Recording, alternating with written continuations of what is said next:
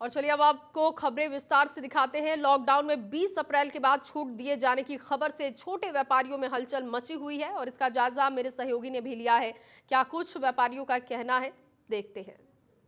Lockdown part 2 के बीच में सरकार ने 20 तारीख को एक बड़ा फैसला लेने की बात कही है। इस फैसले में वो तमाम जो बड़े उद्योगपति हैं या इस तरह के तमाम इंडस्ट्रीज़ हैं या और भी जो व्यापार हैं उसमें कुछ छूट देने की बात भी कही जा रही है। वहीं आपको बता दें, इस समय हम राजधानी लखनऊ के जो एक मार्केट है मोहनलालगंज का, वहाँ पर है। यहाँ भी देख सकते हैं कितने जो भी शोरूम्स हैं या जो भी दुकानें हैं वो किस तरह से लॉकडाउन के ही समय से बंद पड़ी हुई हैं। ऐसे में कुछ यहाँ पर व्यापारी हैं, उनसे जानते हैं कि आखिर जिस तरह से सब जो सरकार बड़े उद्योगों को छूट देने की बात कर रही है, ऐसे में इनकी क्या राय है, इनकी क्या मांग है, ये लोग क्या चाहते हैं, उनसे बात करते हैं। सर, क्या शुभ नाम है आपका? मेरा नाम कौशल गुप्ता है।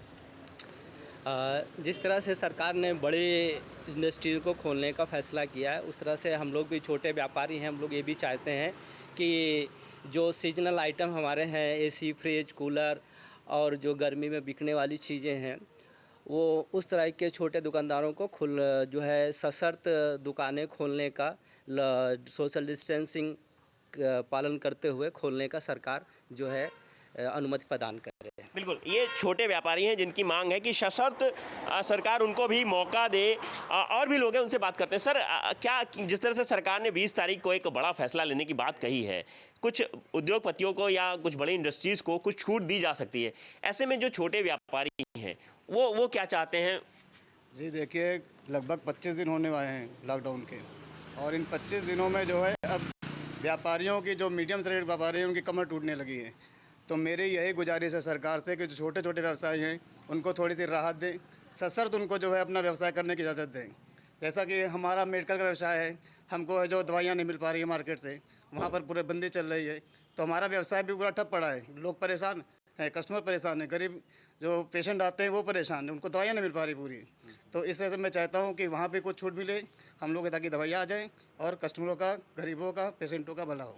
बिल्कुल, छोटे व्यापारियों का जो सीजनल माल था वो काफ़ी डंप है और लगभग 25 दिन से दुकानें भी बंद हैं। ऐसे में क्या चाह रहे हैं आप? सर, आप बताइए, क्या चाह रहे हैं आप? मेरा सरकार से ये निवेदन है कि जैसे कि सरकार ने बड़े उद्योगों को जो है कुछ छूट देने का विचार कर रही है, वैसे ही जो इस समय गर्मी भी है और वाटर कूलर है, फ्रिज है, जिनके यहाँ ख़राब है या नहीं है, जिनको लेना चाहती है, मेरा सरकार से निवेदन है कि हम छोटे दुकानदारों को भी छूट दी जाए। जैसे कि जनरल स्टोर, मेडिकल स्टोर को छूट है, वैसे भी हम डिस्टेंस बना के और पूरा पालन करेंगे सरकार के आदेशों का, और हम छोटे व्यापारियों को भी छूट देने का कष्ट करें, काम करें। बिल्कुल, और भी लोग हैं। सर, आप क्या कहना चाहेंगे इस विषय पे? जी देखिए, जैसे कि जी हमारी स्टील का है काम, तो जैसे ही जब देख रहे हैं बड़े व्यापारी को छूट दे रहे हैं, तो हम जैसे 25 दिन लगभग होने वाले हैं, तो हम छोटे व्यापारी भी समर्थन पूरा कर रहे हैं, लॉकडाउन का पूरा पालन कर रहे हैं। छोटे व्यापारी हैं, उनके घर में भी चूल्हे नहीं जल पा रहे हैं, तो सरकार से ये चाहते हैं कुछ सशर्त इनको भी छूट दी जाए। बिल्कुल, क्योंकि हम भी हैं। बिल्कुल, ये थे वो सारे जो व्यापारी हैं, जो छोटे व्यापारी हैं। उनका साफ तौर पे कहना है कि जिस तरह से सरकार ने जो बड़े उद्योग हैं या इस तरह की जो इंडस्ट्रीज़ हैं उनको सशर्त छूट देने की बात कही है या दी जा सकती है उनको, तो ऐसे में ये जो छोटे व्यापारी हैं, जो लगभग 25 दिनों से सभी की जो शोरूम्स हैं या दुकानें हैं बंद हैं, ऐसे में इनके पास तमाम सीजनल माल भी डंप है। इनका कहना है कि जिस तरह से दूध और मेडिकल स्टोर जैसी तमाम सुविधाओं को सशर्त जारी रखने की बात कही है, ऐसे में ये भी सरकार से इन्होंने भी उम्मीद लगा रखी है। अब ऐसे में देखना होगा कि सरकार इनको लेकर के किस तरह का फैसला लेती है। लखनऊ से इंडिया न्यूज़ के लिए जय शुक्ला। वहीं अलीगढ़ में सरकार की तरफ से कुछ उद्योगों में छूट देने के संकेत को लेकर मेरे सहयोगी ने बाजारों का जायजा लिया है। बाजारों में किस तरीके का नजारा देखने को मिला, आप भी देखिए। अलीगढ़ के जिला प्रशासन के द्वारा कल से संभावित 20 उद्योग ऐसे हैं जिनको परमिशन दी जा रही है। इसमें साथ ही सरकारी जो कार्यालय हैं वो कल से खुल जाएंगे। उसके बाद अलीगढ़ का जो ताला उद्योग है उसके लिए फिलहाल अभी जिला प्रशासन की तरफ से अभी कोई अनुमति नहीं दी गई है। जिला प्रशासन ने जो मुख्य सेवाएं हैं जिनको सुचारू रूप से करने के लिए आदेश जारी किए हैं, उसमें मीट के साथ साथ अन्य खाने की वस्तुएँ जो है उनकी होम डिलीवरी के लिए प्राथमिकता के आधार पर लोगों को अनुमति दी है। साथ ही उन्होंने जो सोशल डिस्टेंस है उसको कायम रखने के लिए कई ऐसे उपाय किए हैं। जो कार्यालय में आने वाले जो समूह ग और घ के कर्मचारी हैं वो केवल 33% कर्मचारी ही कार्यालय में आएंगे, बाकी सब फ़ोन और ऑनलाइन तरीके से संबंधित रहेंगे। आवश्यकता पड़ने पर उनको बुलाया जा सकता है। साथ ही जितने भी कार्यालय कल खोले जाएंगे उनमें पब्लिक का आना बिल्कुल पूरी तरह प्रतिबंधित कर रखा है। उसकी वजह है कि सोशल डिस्टेंस का फार्मूला कायम रखा जाए। हालांकि अलीगढ़ में कोरोना वायरस का एक मरीज पॉजिटिव पाया गया था, जो कि बाद में नेगेटिव हो गया, लिहाजा अब अलीगढ़ कोरोना मुक्त कहा जा सकता है। लेकिन अभी भी प्रशासन की तरफ से पूरी पहल है कि कोरोना किसी प्रकार से संक्रमण का रूप न ले पाए, इसके लिए एहतियात बरते जा रहे हैं। कल से CNG पेट्रोल पंप के साथ साथ जो अन्य पेट्रोल पंप है उनका समय भी बढ़ाया जा सकता है, और उसके साथ साथ अन्य आवश्यक वस्तुएं जिस तरह के जो अन्य घरेलू प्लम्बर जो का काम करने वाले लोग हैं, इलेक्ट्रीशियन का काम करने वाले, उनको एरिया वाइज जो है लाइसेंस है जिन लोगों के पास, उनको अनुमति देने का प्रशासन ने प्रस्ताव रखा है। उसके साथ ही आगामी दिनों में अभी ताला उद्योग के लिए कोई अनुमति फिलहाल प्रशासन की तरफ से नहीं दी गई है, और माना जा रहा है कि आगे आने वाले कुछ दिनों में जब तक ताला उद्योगों में सैनिटाइजेशन का काम पूरा नहीं हो पाएगा, जब तक इसकी कोई अनुमति नहीं दी जाएगी। फिलहाल प्रशासन का ये मानना है कि जब तक हम अगर कोरोना वायरस के लड़ने के लिए डिस्टेंस वाला फार्मूला अपनाएंगे नहीं, जब तक इस पर काबू नहीं पाया जाएगा। लिहाजा प्रशासन की प्राथमिकता है कि परचून की दुकान के साथ साथ दूध या अन्य उत्पाद जो बेचे जाने हैं उनमें भी दूरी का ख्याल रखते हुए उन्हें बेचने की अनुमति प्रदान की गई है। साथ ही उनका प्रशासन का ये भी कहना है कि जो अन्य उत्पाद हैं जैसे सब्जी है, फल है, इनको भी कोशिश ये कर रहे हैं कि ये उनके घरों तक पहुँचे, जिसके लिए लेने के लिए लोग बाग बाजार में ना आ पाएँ। Mahesh Yadav, India news, Aligarh. वहीं अलीगढ़ के ताला उद्योग को लेकर लॉकडाउन में खोल दिए जाने को लेकर अभी तक जिला प्रशासन की ओर से कोई घोषणा नहीं की गई है। इसका भी जायजा मेरे सहयोगी महेश ने लिया है, आपको दिखाते हैं। लॉकडाउन के दूसरे पार्ट के बाद सरकार की तरफ से ऐसे क्षेत्र जिनमें कोरोना वायरस का संक्रमण नहीं है, ऐसे इलाकों को खोलने के लिए सरकार ने कुछ रियायतें देते हुए कुछ उद्योगों को चालू करने का प्रोविज़न किया है।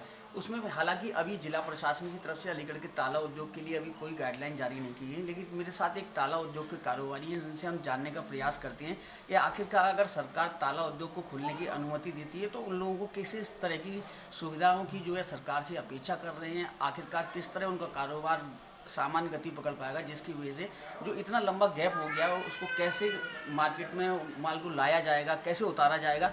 सर ये बताइए, जैसे सरकार सोच रही है कि ताला उद्योग को जो है अनुमति दी जाए क्योंकि अलीगढ़ संक्रमण से मुक्त है इस समय, तो आप क्या मानते हैं, क्या क्या ऐसी आवश्यक चीज़ें हैं जो सरकार की तरफ से होनी चाहिए? क्या आप लोग सक्षम हैं उस उद्योग को तैयार करने चालू करने के? सर अभी आपको पता ही है कि होली होके चुकी थी सब चीज़ें, तो इस टाइम पैसों का बहुत ज़्यादा किल्लत है, और जैसा बोला गया है सरकार की तरफ से कि भाई सब लेबरों को देना है, मगर हम लोग भी कहाँ से लाएं? हम लोग भी एक मिडिल क्लास से हम वो करते हैं, भाई हमारे पास भी पैसा होगा तब हम दिए देंगे। अभी बिज़नेस जब तक ऑल ओवर इंडिया नहीं चालू होगा तब तक हमारा अपना कारोबार चालू करना नहीं बनता है, क्योंकि भाई हम कहाँ तक हम लोग बना के रखेंगे, कहाँ तक हम बेचेंगे, कहाँ तक क्या करेंगे हम लोगों को भी बहुत परेशानी है इस टाइम। हम लोग भी लेबरों को इस टाइम हम दे रहे हैं, हम लोगों को बहुत ज़्यादा परेशानी चल रही है इस टाइम, पेमेंटों की, हर चीज़ की, बस यही है। अच्छा, जैसे ये दो चीज़ें हैं जो अब आपको उद्योग के लिए सबसे ज़्यादा इस समय ज़रूरी हैं। एक तो जो बिजली का बिल उद्योग वाला है आपका, उसके लिए सरकार ने 20 तारीख से बाकायदा रीडिंग्स कराना शुरू करने का फैसला लिया है। अच्छा। दूसरा ये है कि जो सैनिटाइजेशन यानी फैक्ट्री में जो आने वाले मजदूर होंगे उनको किस तरह आप सैनिटाइज करके रखेंगे, किस तरह कोरोना का संक्रमण ना फैल पाए दोबारा, तो इसके लिए किस तरह की सरकार से आप मांग करते हैं? सर यहाँ तक मैंने अभी तक तो सोचा नहीं। एक्चुअली क्या है, हम लोगों के पास इस टाइम फैक्ट्रियों में वर्क नहीं है, तो इस टाइम हम फैक्ट्रियाँ खोलने की सोच भी नहीं रहे जब तक ऑल ओवर इंडिया नहीं खुलता है।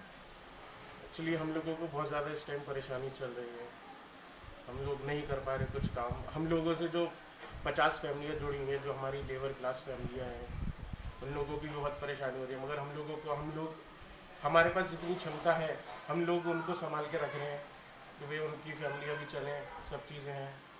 मगर हाँ, फैक्ट्री हम खोलेंगे मगर थोड़ा सा टाइम लेकर अपने हिसाब से ही खोल पाएंगे कि भाई हमें खोल के भी फैक्ट्रियों पे करेंगे क्या, मेन बात यहाँ आती है। तो जिस तरह मेरे साथ जो बात कर रहे थे ताला कारोबारी थे, इनका ये कहना था कि जब तक पूरा देश लॉकडाउन से मुक्त नहीं हो पाएगा, जब तक किसी भी उद्योग को चला पाना संभव नहीं हो पाएगा, क्योंकि अभी इनका जो ध्यान है वो इनके यहाँ जो परमानेंट वर्क करने वाले जो लेबर हैं उनके परिवार के खर्चों को चलाने के साथ साथ अन्य जो खर्चे होंगे उसके साथ साथ सैनिटाइजेशन के साथ साथ अन्य कई चीज़ें होंगी जिसकी जो भरपाई कर पाना इनके लिए फ़िलहाल मुश्किल दिख रहा है। इसके लिए लिहाजा इनकी मांग ये है कि जब तक लॉकडाउन पूरी तरह मुक्त नहीं हो पाएगा, जब तक व्यापार में पूरा फ्लो नहीं आ पाएगा, जब तक फैक्ट्री चला पाना बहुत मुश्किल होगा। और ऐसे दौर में जब इस समय जो काम धंधे बिल्कुल ठप पड़े हैं तो ऐसे में फैक्ट्री को चला पाना इनके लिए काफ़ी मुश्किल भरा हो सकता है। Mahesh Yadav, India news, Aligarh. उधर वाराणसी में रेशम की साड़ी का व्यापार ठप पड़ा हुआ है। सरकार के द्वारा 20 अप्रैल से व्यापार में छूट के संकेत से राहत की सांस ली जा रही है। इसका भी जायजा हमारे संवाददाता ने लिया है। क्या कुछ देखने को मिला, आपको दिखाते हैं। लॉकडाउन में तमाम दुकानों के बंद करने का आदेश है और तमाम दुकानें बंद भी पड़ी हैं, लेकिन इसी में एक राहत की बात यह है कि कुछ शहरों के प्रसिद्ध चीज़ों को या ऐसे कह लें कि उन शहर के पहचान को फिर से पटरी पे लाने के लिए सरकार एक स्कीम और एक प्लान बना रही है। यदि बात बनारस की करें तो बनारस की पहचान बनारसी साड़ी और ख़ास करके रेशम से है। यहाँ पे रेशम का लंबा कारोबार है, या ये कहा जाए कि पूरे पूर्वांचल को बनारस रेशम का सप्लाई करता है। हम अभी जिस जगह हैं ये चौक इलाका है और इस चौक इलाके के इस गली की यदि हम बात करें तो इस गली के दोनों ओर, चाहे वो बाएं हो या दाएं हो, आगे हो या पीछे हो, लगभग 200 से 250 दुकानें रेशम के व्यापार से जुड़ी हुई हैं, रेशम का दुकान करती हैं।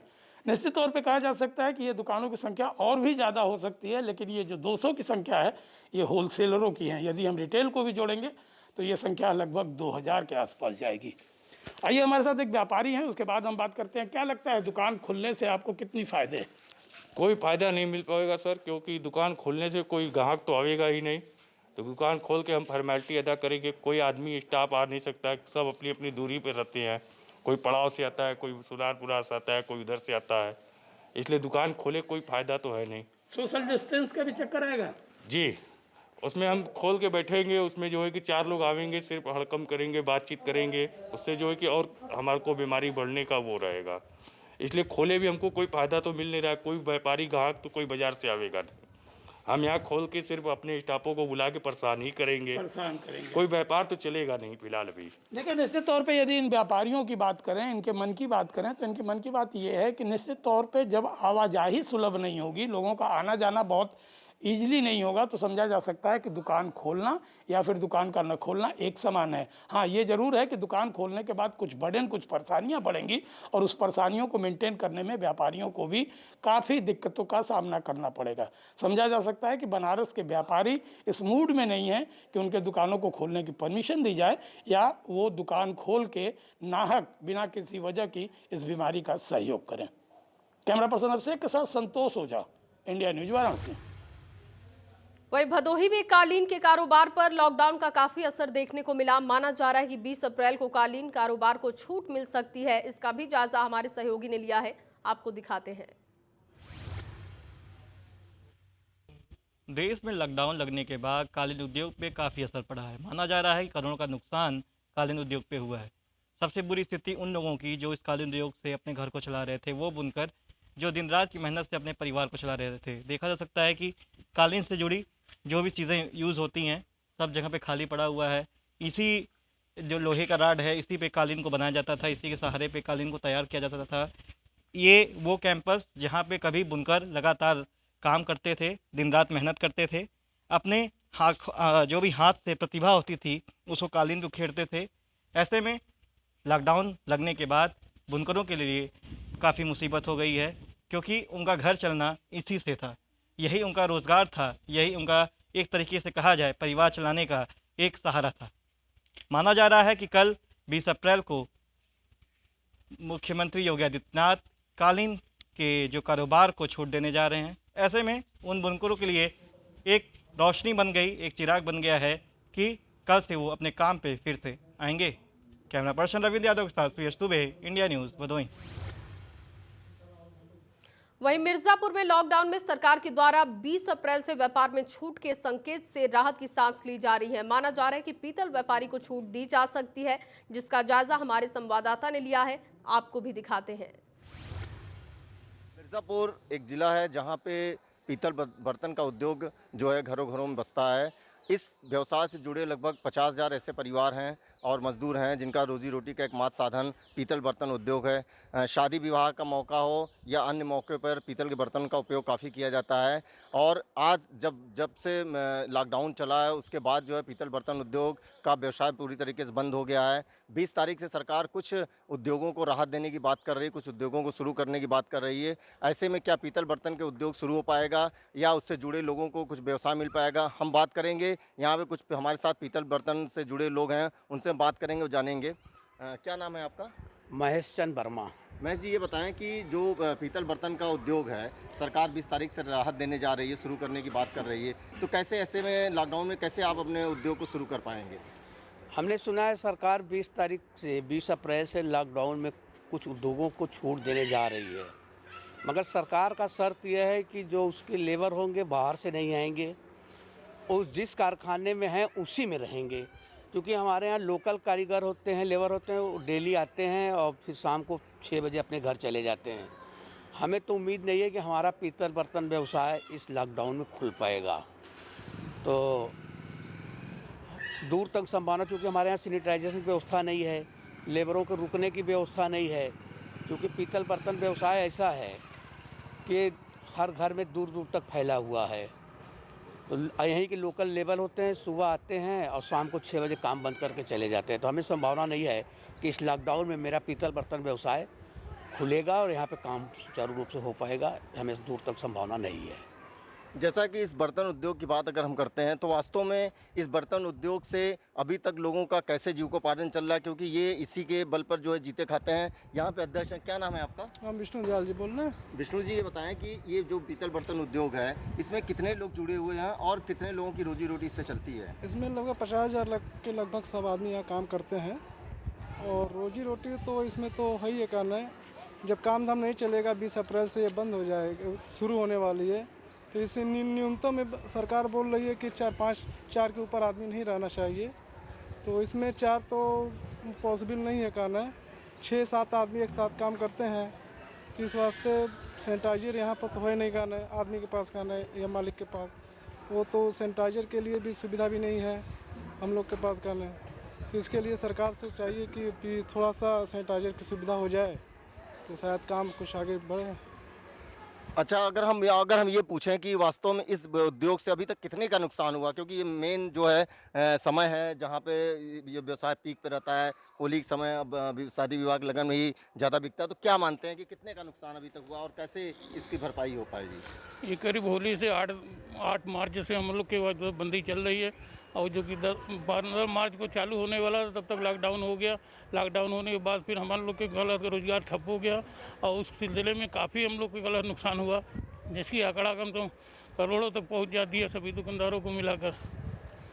तो कैसे भरपाई इसकी हो पाएगी? ऐसे कैसे भर पाएगी? हम लोग तो भूखे करार पर आ गए हैं, हमारे लेबर भी सब भूखे करार पर आ गए हैं। इसके लिए गवर्नमेंट कुछ और सहायता दे तो हम लोग आगे फल फूले। अब ये बताएं कि ये जो व्यवसाय है आपका पीतल बर्तन उद्योग, तो इसमें अभी जब से बंद है लॉकडाउन की स्थिति, तो कैसे रोजी रोटी चल रही, कैसे खाने पीने की व्यवस्था हो पा रही, क्या हो रहा है? समस्याएं गंभीर है, जो जिसके पास है वो इसे चल रहा है और कारीगरों का दबाव हम लोग के ऊपर बना हुआ है, उनके भी खर्चे हम लोग को झेलने पड़ रहे हैं। अब देखिए कैसे क्या हो सकता है आगे। अभी फिर 18 दिन की बंद हो गई है। अब समस्या ये है कि हम अपने कारीगरों को भी देख रहे हैं, अपने परिवार को भी देख रहे हैं और आगे आने वाले में हमारा बाज़ार ख़त्म हो चुका है, लगन ख़त्म हो जाएगा, उसके बाद सावन भादो सब बंद कारखाना। समस्या ये है कि जो क्षति हुई है उसकी भरपाई बड़ी मुश्किल है होना। कितने की क्षति का अनुमान है आपका? देखिए, ये छोटी बड़ी इकाइयाँ बहुत ज़्यादा हैं और वो जैसी भी इकाई है उस हिसाब से नुकसानी हुई है।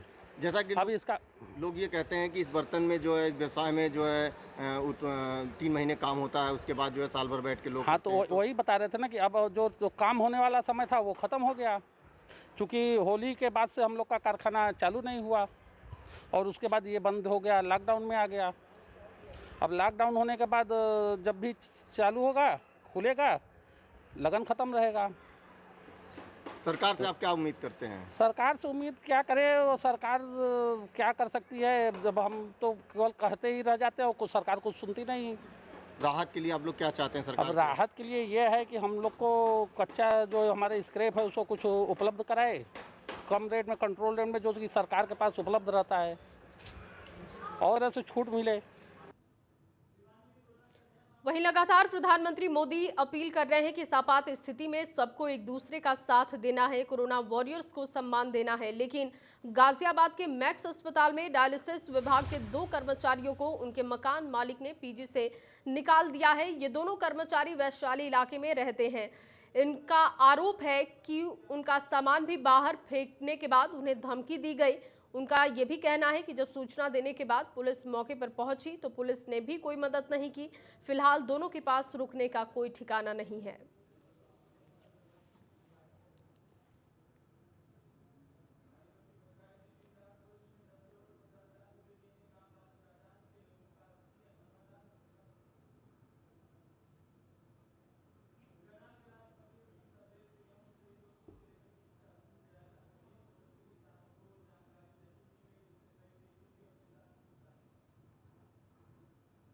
और यहाँ रुकेंगे एक छोटे से ब्रेक के लिए।